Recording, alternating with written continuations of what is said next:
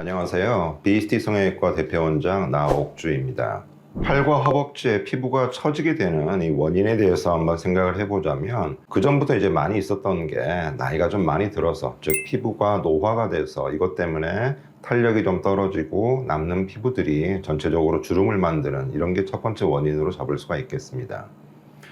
두 번째는 근래 이제 많이 생기는 경우인데,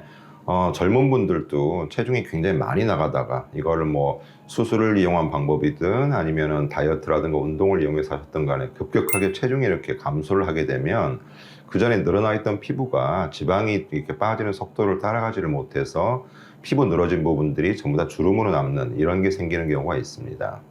그리고 마지막으로 세 번째는 과다하게 피부를 생각하지 않고 지방만 많이 뺀 경우에 팔과 허벅지 부분에 지방이 빠진 부분에 피부가 그 속도를 따라가지 못해서 주름이 지는, 이렇게 크게 세 가지 원인으로 나눌 수가 있겠습니다. 팔에 처진 피부를 없애고 끌어올리는 팔 거상의 수술 방법에 대해서 자세히 말씀드리도록 하겠습니다.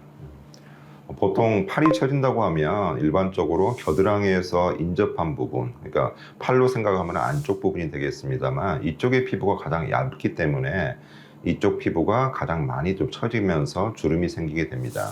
그래서 이런 부분의 피부를 없애면서 끌어올려서 팔을 팽팽하게 만드는 데는 이제 크게 나눠서 두 가지 방법이 있는데,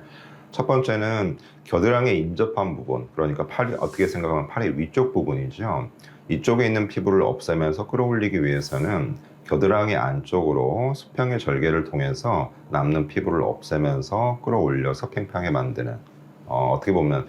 절개하는 정도로 보면 미니라고 이야기를 할 수가 있겠습니다만, 이런 방법으로 겨드랑이에서 바로 옆부분에 있는 이 팔의 피부가 처진 것을 줄일 수 있는 방법이 있습니다. 두 번째 방법은 팔 전체에 있어서 피부가 굉장히 많이 처져 있고 팔을 들어 올리면 피부가 밑으로 축 처지는 이런 분들께 알맞는 방법인데, 겨드랑이 절개뿐만 아니라 겨드랑이에서부터 팔꿈치까지 이어질 수가 있는 이런 수직부 방향의 수직 절개를 통해서 처진 부분의 피부도 없애지만 팔 전체의 둘레를 좀 감소를 시키는 이런 형태의 수술 방법이 있을 수가 있겠습니다. 그래서 필요한 부분의 피부를 없애면서도 흉터를 최소화하기 위해서는 가장 중요한 부분이, 절개는 최소로 하되 절개가 들어가지 않는 부분, 즉 뭐 팔꿈치에 가까운 부분이라던가 팔뚝이라든가 이런 부분에 있어서 이 부분을 어떻게 크게